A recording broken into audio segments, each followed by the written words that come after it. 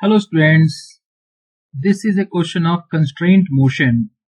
In this question, a rod of length L is sliding in a corner as shown in the figure. The length of rod is L and it is sliding in the corner. This is the corner, this is the below is the floor and this vertical line is the wall.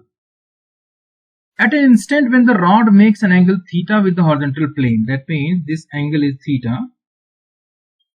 The velocity of the end B of the rod is V. Here this is the lower end is B, upper end is A. So the point B has a velocity.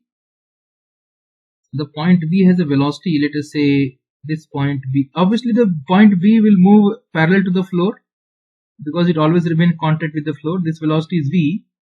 And definitely the point A should always follow the wall. It should slide along the wall only.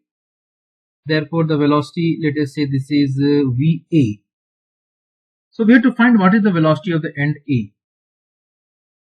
Let's continue.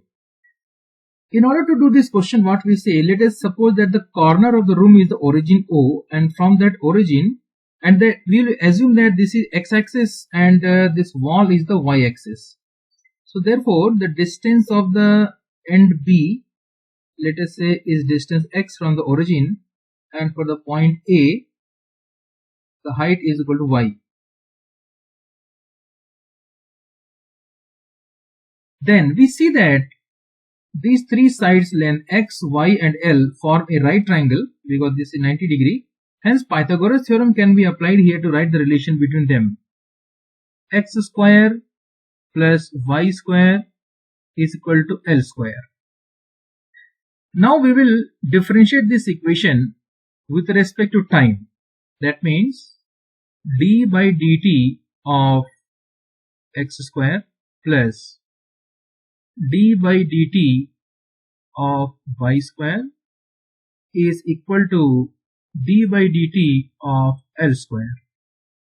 So differentiation of x square will be 2x, but as we are differentiating with respect to t, so further multiply with dx by dt plus differentiation of y square is 2t into dy by dt using chain rule, and this will be 0 because L is the length of the rod, which will be constant.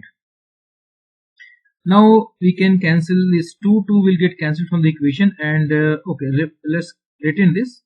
Dx by dt is nothing but the velocity v, because you can see as the rod B will move rightwards, x will increase, so the rate of change of x is the velocity v, and plus 2y into, similarly dy by dt, rate of change of the distance y is nothing but the velocity va, but with the minus sign because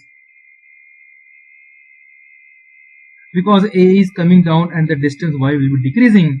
Because of the decrease of the y coordinate, dy by dt will be negative value minus va. Now we can cancel the entire equation by 2 and we are getting x into v is equal to y into va. Therefore the value of va is equal to v into x by y.